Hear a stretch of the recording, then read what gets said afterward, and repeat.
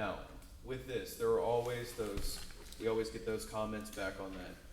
So basically, we have just open-ended it up to where they can build as large of a carport facility as they want, and it's not subject to the maximum here. That is correct. I don't have an argument against that, but I think in practicality, most 99% of homeowners are not gonna build a 5,000 square foot carport structure. Okay, we've never seen that in the city, but again, I can't defend that comment when it comes to making them. Page 9. Residents. Essentially what we did here, it used to define include accessory buildings, but we have 3 additional type of buildings besides just the main structure, so we added an accessory, associated living quarters and storage buildings here. It's a minor revision.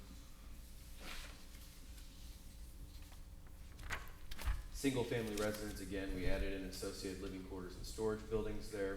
Now under storage buildings. It is now defined as storage building means a subordinate building without utilities other than electric in a residential zone district, the use of which is incidental to and used in conjunction with the main building only. That's verbiage that we're in the 2 other definitions that, again, we were trying to make each one of the definitions as close as possible. A storage building shall be detached from the main building and shall not be used for habitation or for commercial purposes. A storage building must be architecturally compatible with the main building on the property. A storage building shall be subject to the total lot coverage maximum permitted definition established herein. The storage building shall not be attached to the main building by a breezeway or other form of attachment. That was in there before. I honestly don't have a rationale for why in the early 80s they included that in the zoning code, but we didn't change that. Storage building shall not exceed 1 standard story. It used to say 1 story, but we, in the zoning code, define what a standard story is. So we added in the term 1 standard story. In height, a storage building shall not be a portable structure designed to be towed by a motor vehicle on its own chassis. And that was and everything else we removed because we referred to that in the total lot coverage definition that I've already gone over here. And again, we did not change the 800 square foot, 1,000 square foot, or the 3%. And we did not change the half acre or less or greater than half an acre. There was some discussion at the last commission meeting about whether y'all should change those acreage amounts, whether they should be higher or lower, and the commission felt that we should keep it at half above or below. When you say electrical, that just means it can have a light, That's correct. not necessarily a electrical air conditioner in it for the storage? No, it could, because Okay, 'cause we're it's just talking about the utilities that we would allow you to Okay. build within it. So Okay. whatever you wanted to attach to the, Electrical, yes. okay. And those are the changes. Are there any other questions?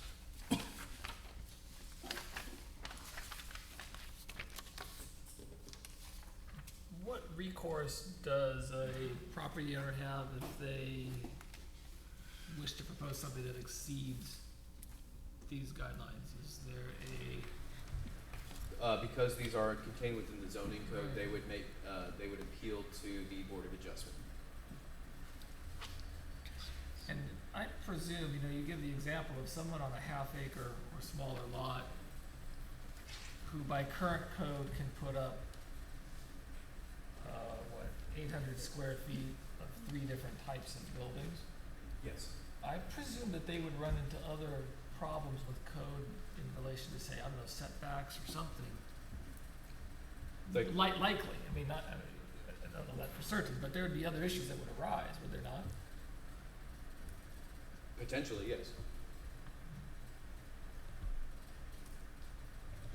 But we have projects that are being submitted right now under the new interpretation, once they challenged us.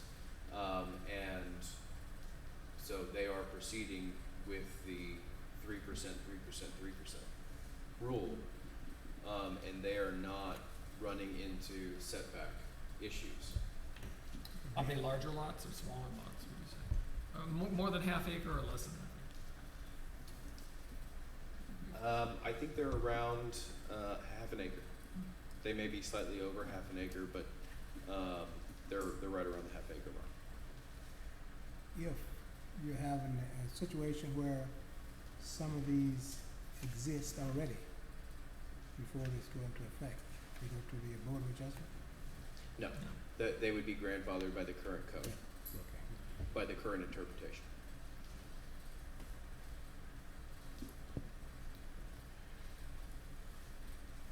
How about these places that are already in process? That's what I'm referring to. They are grandfathered by the current interpretation of the city attorney, and so they are allowed to proceed forward. They successfully challenged essentially, and they won this one.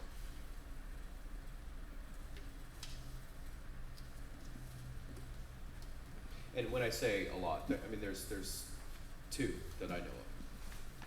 So we aren't talking about a huge amount of projects out there. The only thing I see on this is you have designated in the accessory building and or the accessory building not to be used for commercial purposes. And then also on page 6 where it says garage private means an accessory building, so it does not mean commercial purposes. But underneath that you say carport structures. When you say you don't imagine anybody building a 5,000 square foot carport, but it does not state anything where carport structures cannot be used for commercial purposes. Certainly, and I would not have an issue with adding that to the text. I think that would be a viable addition if the commission would like to include it. Just to sort of assuage some of your concerns, there is a schedule of uses within the zoning code that already disallows you from doing a lot of commercial things in a single family residential, but I certainly don't have an issue with adding that language. What page was that on? 6.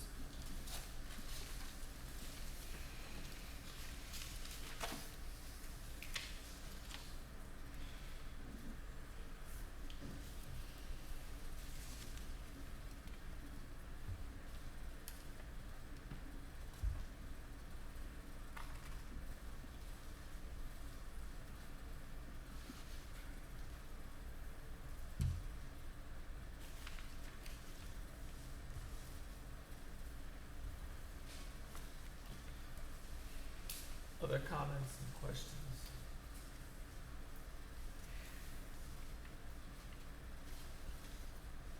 I'm sort of of the mind, I think I said this at the meeting last time, and I don't mean this with any disrespect, Rick, to the work you put into this, but this is kind of like a solution in search of a problem, because I'm not quite sure what the concern is with having multiple buildings, particularly on larger properties. You know, especially if you start counting, as we do, we count a garage as a storage building. Garages can be pretty big, and that limits your ability to do much else. If you wanted, you know, mother-in-law suite or something of the like. So, I'm personally, I'm not as concerned by what you're calling a new interpretation from the attorney, which is, I think we would agree, adheres to a pretty literal reading of the code. Me too. That's my personal view. I might feel differently if we took out garage or if we raised the limits, but we hadn't had this issue come before us until the recent development, right?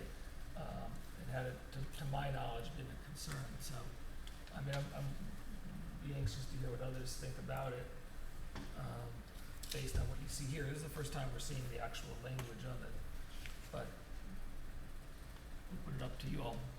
I was kind of wondering, the two that are proceeding with the new interpretation, are they causing any sort of problems, or do you feel that they're appropriate with the 3 at the 3%, or I guess it might have been at the 800 square feet?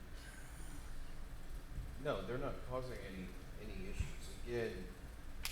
Again, staff brought this to y'all several months ago to see if we should proceed forward with keeping the status quo, if you will, or making sure that the original ordinance was kept intact, at least the intent of that. forward, that's why we proceed forward. Frankly, staff doesn't care, one way or the other, which way the city proceeds. All we're trying to do is make sure that we are interpreting the code as we are supposed to be interpreting the code.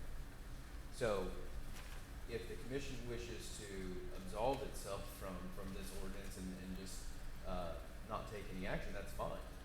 But just know going forward that we will have multiple potentially large structures on properties. And it's not an issue when you have 3 acres or 4 acres. It does become an issue when you live in Cedar Springs or Wingate Run or some of the smaller or Helotes Crossing where there isn't that much land to build on. So in a sense, you have a 2,000 square foot home, but then you can also have the potential for an additional 2,400 square feet of accessory buildings, because they're all under half an acre, of accessory buildings, storage buildings, and associated living quarters. Again, none of the staff, besides a few of us, live in the city of Helotes, so this is not our concern. We are just making sure that we are doing what it is that the commission and council wishes us to do in interpreting this code. I think the action we're taking is appropriate and should be done, as you have laid it out.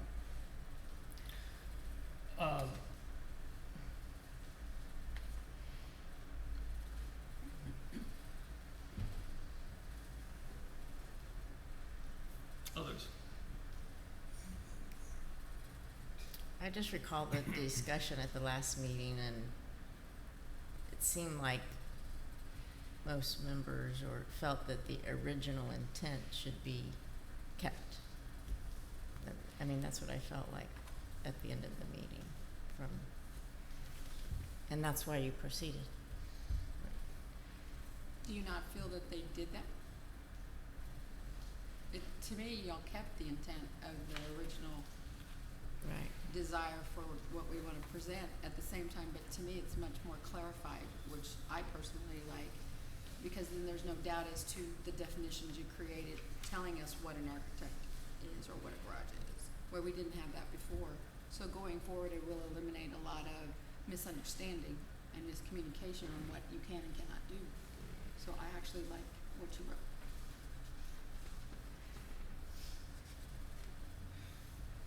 Are folks comfortable with the limits that are here? Meaning 800, 1,000, 3% as the marker. Sounds appropriate to me. If you take just as an example what Mr. Burnett brought in, I only bring this up because you gave us an example, it has 1,000 square foot proposed, what is that, living quarter, right? So that would be permitted, Right. but that would if there's an existing garage, the garage would have to count against it, right? So if there's a 300 square foot garage or whatever garages are, that would reduce what you could do on a property like that, which is more than half an acre.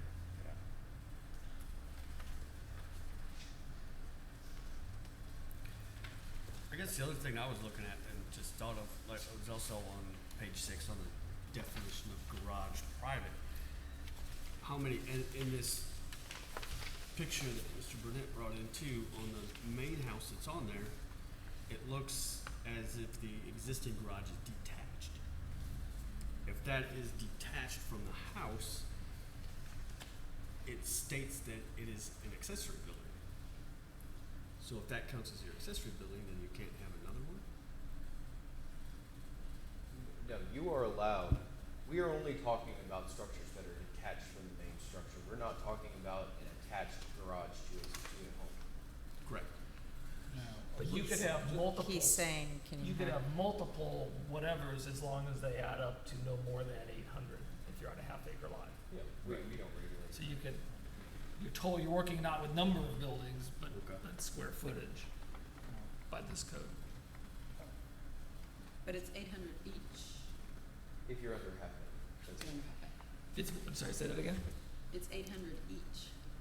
if you're under. 800. Let's say 800 square feet. this one structure decided to take the liberty of making all 3 options. It's another 2,400 square feet of buildings, 8, 8, and 8, theoretically, Under No, the it is current, not. under the under current the current, way that we're doing it, yes. right, and that's always been, correct? No, it has always been, we have always said that you could only have on a half acre or less lot, a maximum of 800 square feet, period. Total. Whether it is an accessory building, a associated living quarters, or a garage, or a storage building.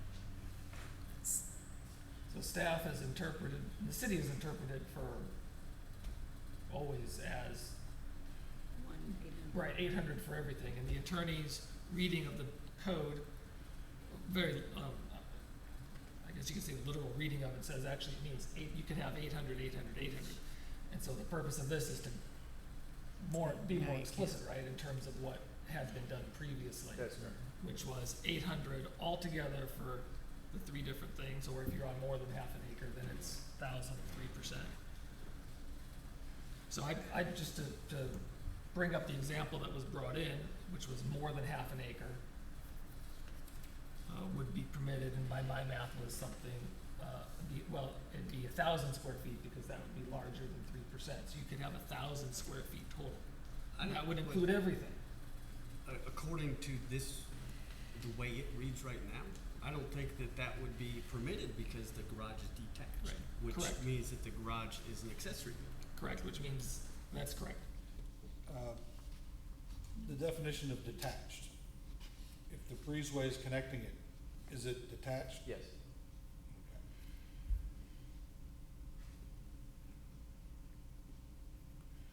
But if the roof structure is all the same, it's considered, how did that, we discussed that the other week, so.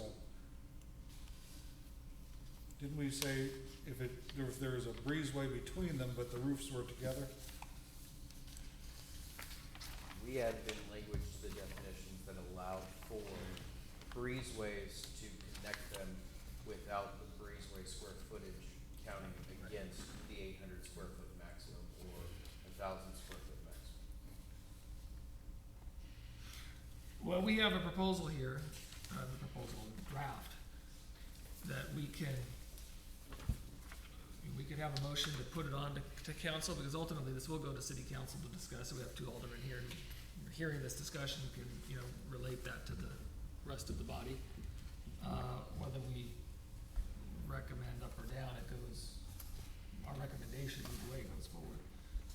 So keep that in mind. So with this project example that was given to us, they would only be allowed the associated living quarters. They would not be allowed the original garage, the living addition, or the detached garage, because it would be going over the 3% or 1,000 square feet. I have Correct. not seen that, I wasn't familiar Correct. with one, so, I would refer to Mr. Burnett to come up and address that. Correct? If the ordinance changes to what Mr. Schroeder was presenting, you can have the attached garage, Could you please stand up at the mic? Yeah. We're on live TV. I'm sorry. If the ordinance changes to the proposal that's on the screen, then you can only have 1,000 square feet total or 3%. And so the garage in that one is 725 square feet. Right. And it's just 2.7%, it's real close to the 3%. You Mhm. could not do the associated living quarters detached. You would have to attach it to the house or add another story to the house.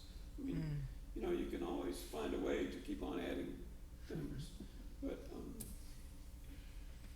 a garage is typically somewhere around 450 square feet to get a car in. Mm-hmm. And you can see that 1,000 square feet is a tight living quarters. So, I don't know if you limit everybody to only 3% or 1,000, then they can only do one or the other. They can't really do both. Guy, that's a single car garage, 2 car. 450? 2 cars, 450. And the other thing, it doesn't consider something that's 2-story. So, Yeah, the big, Yeah. Richard, I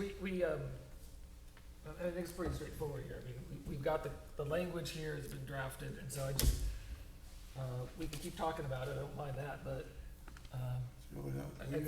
I think we should, We accept the we motion? should,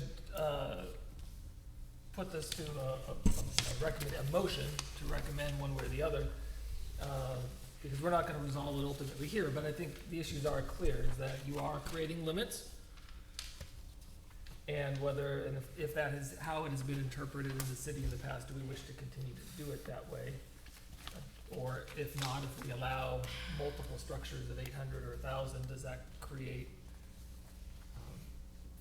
problems from the city's perspective? And when I say from the city's perspective, I mean aesthetically, I mean community relations, I mean the whole thing. I have one more possibility of including in the, I guess, limitations or not limitations, but if you look at what is open and what is built on this last page example, is it reasonable to only have 15% built and 84% of your property, or almost 85% of your property open? I think that would be something to include versus maybe the 1,000 square feet. I mean, how much open space are we wanting on people's property versus built? I mean, if you have a home that is massive in size or on your property, then it may be okay just to put one detached garage. But if you have a smaller home that you bought and you have all this acreage, you might want to put a greater amount of square footage than 1,000. Those are choices people make. Right. And people often, I Right, think it's fair to say, choose to live in areas where they can have that open space. right? exactly. So, Or be able to have the right to, or fill it. yeah. So I think at this point, it'd be I'd like to appropriate to have have a motion. I'd like to offer a motion. Go ahead, Joe. I would like to recommend to the City of Lotus City Council an ordinance amending City of Lotus Code of Ordinance, Chapter 98, Zone, Article 1, in general, Section 98-4, definition, by adding definition for total lot coverage, maximum permitted within a single-family residential zoning district, R1. Protecting public health. I think you can stop there. You don't. Don't need to go over We'll that. be okay. Okay, We don't need to all vote. right, we can cover that then. Recommend approval. Is there a second of recommending approval?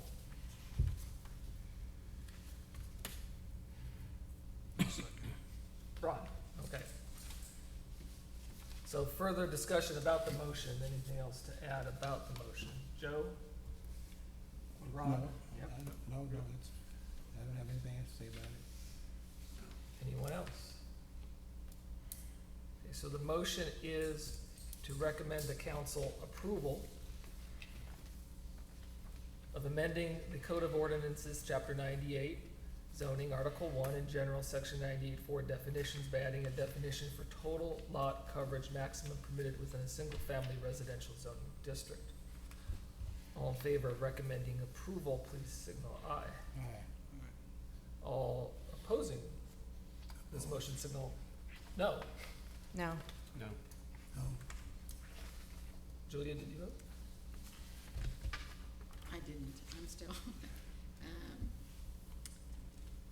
aye. So there are 3 yeses and 3 no's. 3 noes. Did you get it clear? Does it, Rick, by Robert's rules, does it come to the chair, or does we go forward as a tie? Well, he's not here. I guess my question is, as it's written? Yes, as it's written. No. I said no, Who knows their Robert's rules better than me? and he's not here. You know? Does it go to the chair? Yes. All right. I don't remember. Well- We're usually unanimous here, so, Just give me 1 second. sure. What did you vote? What did you vote? Did you vote? Did you vote? Not yet. No, we're double checking if I need to break the tie. Well, there's 3 no's. And 3 yes. There's 3 no's and 3 yeses. He's checking. There's 3 no's. Let Rick check. This is the first time this has ever happened.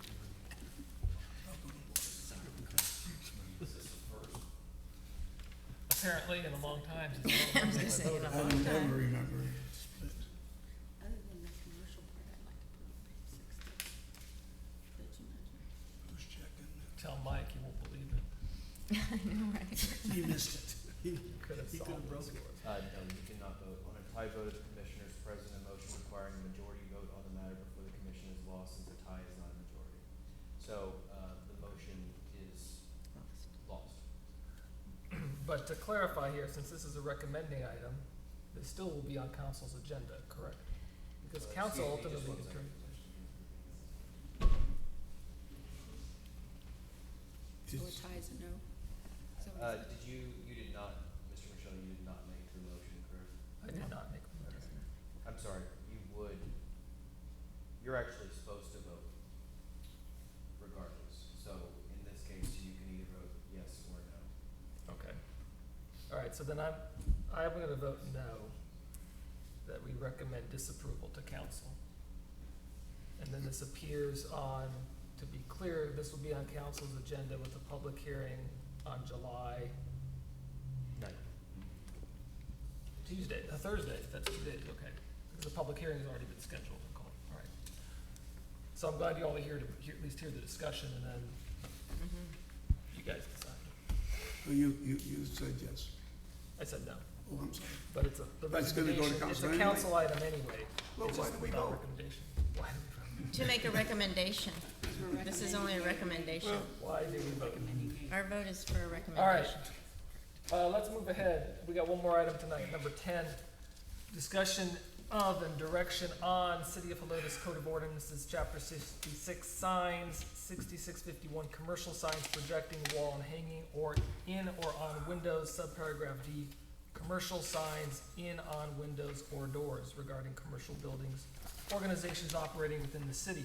And this is not, this is the preliminary stages, Rick, so I'm presuming we're giving direction. We are asking for your direction.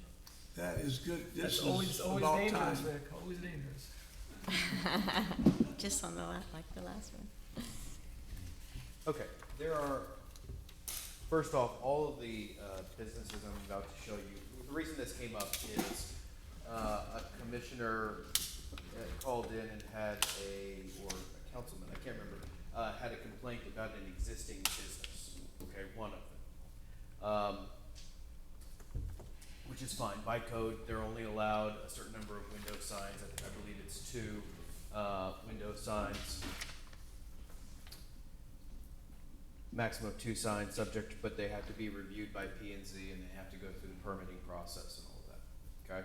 So the reason I decided to come to y'all, just to get a second opinion on this, is because if we enforce our code as it reads, we will be going after Pissing off a large number of businesses and buildings. A lot of them that we never received complaints on that have been in business for a long time. So, that's fine, we'll do it, but I just wanted to run this past y'all and make sure that is indeed the way the commission sees this, since y'all review signage in the city. So the first one is Advanced Auto. Advanced Auto was actually the one we received a complaint on, and that's a very poor quality photo, I'm sorry. Yeah. But not only do they have these types of signs on the windows, but they also now have started to place them on the walls. We have not taken any code enforcement action on this because I was waiting for this meeting before we started to pursue that. Because what will happen is you will then start getting variance requests for all of these. So, which is fine, they can pay their money and seek a variance if they wish. We don't have an issue, but I just wanna make sure that y'all were on the same page. So, this is one example. Advanced Auto has 12, which is a new business, has 12 in or on window signs, including these that are actually on the wall, that they've kind of like made them look like they're another type of window there. This is, again, a closer shot of Advanced Auto. These are window decals here, window decals there. They didn't receive approval for any of this, and they didn't need to come before you for this sign because that's part of a master sign plan for the whole center that was. Can I ask you a quick question? When you say a fine or a whatever, is that per sign? It can be. It's left up to the discretion of municipal court at that Okay. time. In practice, what they will do, we could cite them for every individual one, but honestly, the prosecutor is gonna plead it all down to one anyway. Since it's a $500 a day fine, and so, A day? Wow. yes. Wow. Can I ask you a question? For an example, on the case we just had, CVS, the hours of operation, managers and stuff, that is required to be a window sign. Yes, And so that takes one of their signs, so they're only allowed to have one other window sign? that's correct. Okay. Unless you review it, and there's wide latitude for discretion here in P and Z. If they would come before and do a whole master sign plan for the building or for the space, y'all could approve, y'all have some latitude there with how you can approve things as they're presented. But generally speaking, yes, two. Two. Okay. And that $500 a day, when does that start? The day that the code enforcement officer issues the citation. And again, we haven't issued citations yet because I Yeah. didn't want World War III and the Chamber of Commerce and everything to be after me. Yes. Curious. So, Advanced Auto, they have 12 total window signs. Clearly, they're in violation of our code. Can I ask one more question? Yes. And do y'all give warnings to remove signs? Yes, I mean, we or would give- always go out and give a warning first. Okay. We would never Take go care out of and this. issue a citation Okay. on the first occurrence. We would give them a certain number of days to remove it, and then we would issue the citation. This is AutoZone. This is the new building that y'all just approved. Y'all approved this sign, but they came out and they decided to do the same thing that Advanced Auto did, and so they plastered tons of signage on their windows. Now, this is a business that's been here for several years now. It's Comet Cleaners over by Sonic. You can see all the window signage that they have on their windows. We've again never received a complaint on this business, so we tried to go out and do a survey and see what were the existing businesses versus what were the ones that were receiving complaints on. But this one would be in violation. This is Dale Fitness. I think they're actually out of business now, but they're right next to Bandera Road Cafe. And so what they did is they had a master sign plan, and this does comply up here, but they came in with window decals all the way around the building. None of this, frankly, I didn't notice a lot of this stuff until we actually went out and took pictures of it. This is some more signage on the front of the building, and so that's what they did. This is Dollar General. So they have cigarette signs up here. They have Snap. I don't know what that is. They do have their times and dates that they're not in compliance with the code. But it looks like a lot more than 5, because you have 5 here. That looks like about, The code enforcement officer did this. this looks like about 1, Well, you've 2, got 3, 1, 4, 5, 6, 2, 7, 8, 9. 3, 4, 5. He may have considered some of these not violations because you have to have some of these, because I think they sell like wine there, so you have to have some of them by state law. So we would allow those because state law trumps us. Okay. But this is the Exxon. They have window signage. It's hard to see here, but they have window signage on every window, and also they have additional advertising signage on the wall there. Here's another picture of that. I never noticed that, to be honest with you, either. Gables Ice Cream Sliders, they just started. They added all this decal stuff down at the bottom. They do have a permit for their banner, by the way. And then this is by the master sign plan. So technically these are window decals or window signs, and they are out of compliance. Golden Chick. Golden Chick has window signs on every wall that they have. This is the drive-through window. Metro PCS is a new business. Again, you can see they have 3 signs in addition to their thing. This is Solars. You can't see it here. I don't know why it's such a terrible. But they do have some. This is really not that bad. I wouldn't even go after them because they're not. But they have some window signage here, and then they have these billboard things on the walls. I probably would not go after them because I really don't see it as that big of an eyesore. This is Subway. It's hard to see because they have tint, but they do have window signs on every one of their windows. Taco Bell. on the fronts and all sides. This is Tejas Barbacoa. All of those are window signs. They've never received approval for those. Title Max, yes, fast cash now. Let's go. The front of the building is actually not bad. That is an approved sign. Valley Mart, the Valero window signs in all the windows. Cash Store, this is a new business. They have window signs. They're actually out of compliance because they didn't get approval beforehand to put these things up. Self-storage, which this is an older business. They have window signs on every window. And that's it. Well, that's it. So that's a lot of them, and this is not an exhaustive list. This is just what I asked Joe, the code enforcement officer, to go out and do sort of a quick survey of the city. Is And there so- such thing as a grandfather list on this? No, not, no. Okay, I was No, hoping because all you'd say those no. window signs are, I mean, no. I'm not sure what you're asking though of us. I'm asking you, what's your Pursue. opinion?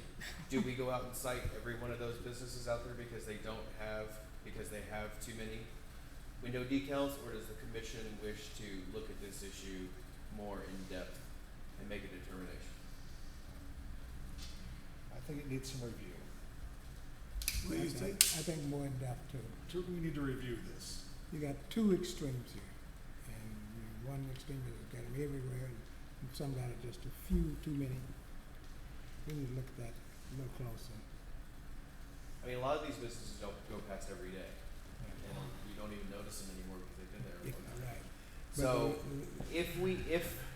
I'm just asking for the commission's advice. If I have Joe go out and issue citations or warnings on every one of these things, They're gonna be screaming. Oh, yeah. well, it could potentially blow up to be a bigger issue than it is just by having them on the building, which most people don't even know or Well, think but about. my, So, yeah, you make a good point, and we certainly don't wanna deal with variance requests every month. I mean, that's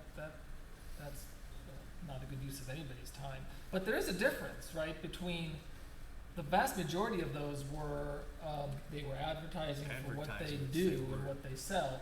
The exceptions were, in one business, there was a now hiring sign, which struck me as inappropriate, and that, yes, cash now didn't seem right either. But all the others were, I suppose, defensible by code only in terms of, not number, but in terms of content.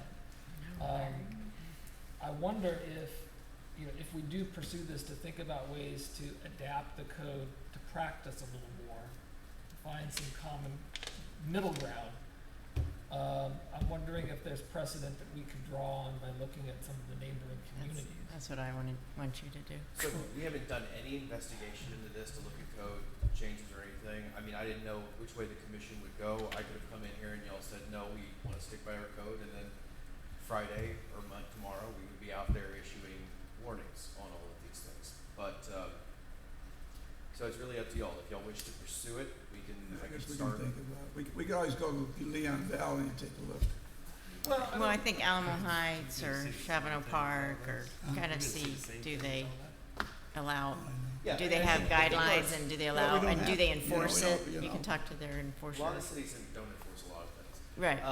But, I mean, I think that we have made strides in our sign code, and I think that we have an excellent, reputation, in my opinion, for signage that's along Bandera Road. I mean, Yeah. none of our businesses have obtrusive signage in my opinion. They're all monument signs, they all have rock. As a matter of fact, the other day, I may have told you this, a person asked me when they were driving through, a friend of mine, saying, why do every one of the buildings have rock on them?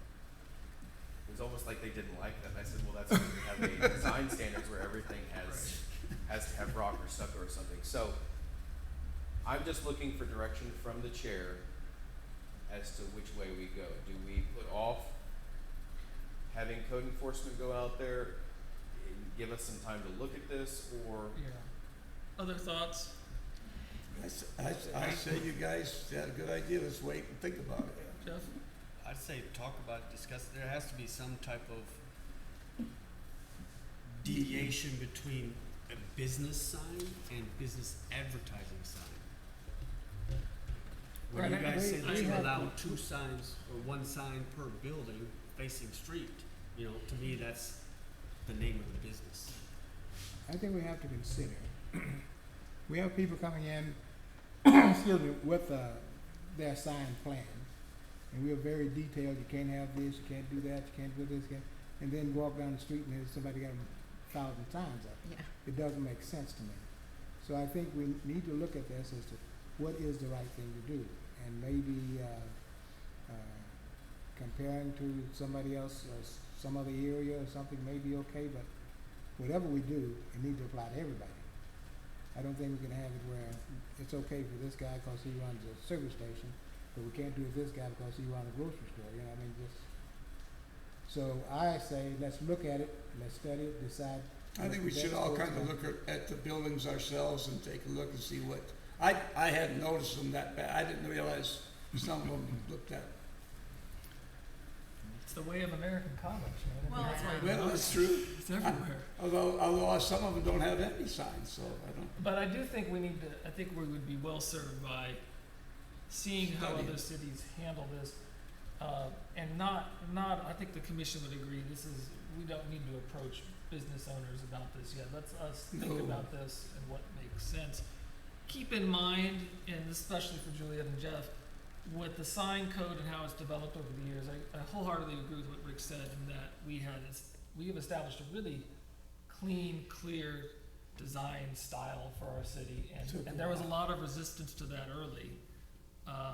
You know, people want pole signs and this and that, and people have conformed, and it makes a difference, especially once you leave Helotes, right, and you drive around town and you Yes. see other places. So I think we need to be careful and considerate of what normal practices are, but that doesn't mean that the practices need to sort of dictate what we do. So we just have to find a way to sort of balance these Some kind of middle competing ground. interests We here. also have to consider that some of it is their franchising design for their signs, you know, like, Taco Bell, if you look at all the Taco Bells, they have the same signs for their period of whatever it is they're doing for their, Right. advertising. So some of them are just following their policy versus ours, I guess. So it sounds like there's consensus to at least, Yeah, let's put it let's on. learn of what others do and see if there are ways we will. Then we will bring this issue back, We don't want Joe shop or something, anybody shop. and we'll take a survey of what other cities do as far as their ordinances, and we'll also talk to their code enforcement. Yeah, and that see may how be the they key. implement that. And look at cities that have a good standard A stamp. comparable to ours as far as signage. Yes, ma'am. Thanks. Without naming With what? names. Without naming names. Okay. All right, thank you, Rick. One more item tonight, which is a discussion and action on rescheduling the August 4th, 2015 P and Z meeting to August the 11th. This was my request because I'm going to be traveling. Oh, aren't we going with you? I'd love to take you. I'd love to send you. If it works with folks' schedule this much in advance, to That'll be move us to fine. the second Tuesday in August rather than the first, just for that 1 month.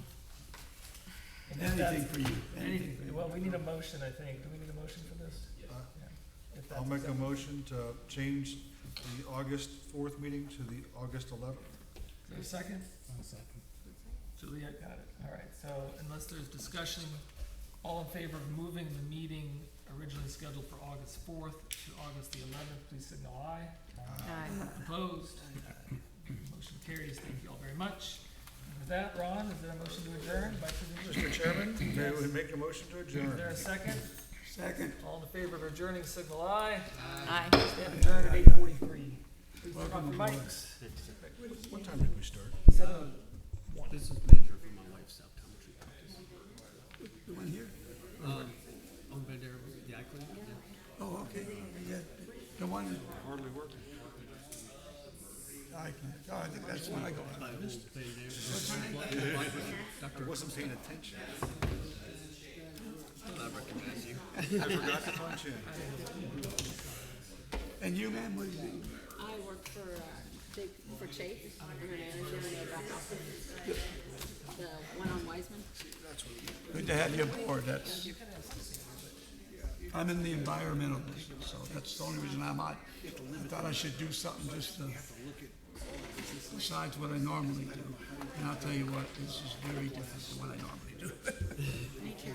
And usually I don't know what I'm doing here, but I kind of follow what the rest of them do. Yeah, leave your papers there. Well, I hope you guys stay around for a while.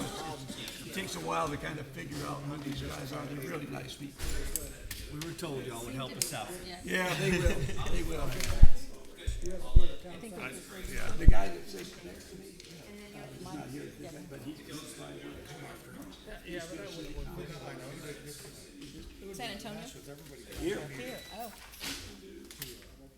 Ask for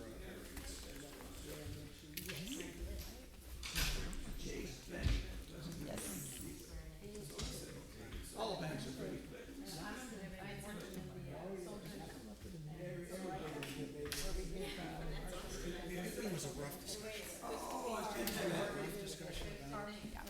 So I handle that, making sure they're eligible and putting the benefits on them. I missed one. I did miss one. And where do you live in Lowe's across a couple of down from Oh, Ron. okay, yeah. So you're friends with Ron. You gotta watch out for that Ron. Talked me into it. Thanks for being here. Hey, thank you, Greg. We normally don't go this long. Normally we get problem done at all. early. So there's a lot to do tonight. So you understand all the fun and games now? I guess so, yeah. It's fun games. It's funny, I did not know if I voted or not, but I vote maybe once every 2 years. If we would be in Lowe's, we'd be out of we probably would have been on it. There has to be some type of Well, that's what we were distinction talking between advertising and business name signage. Because I guarantee you go by CVS, they probably got $1.99. That's why we're sending it back to Rick. But it can be, something can be done because of the signs, we changed the signs and people did it. Here, this would be a lot. I would think if you limit it to like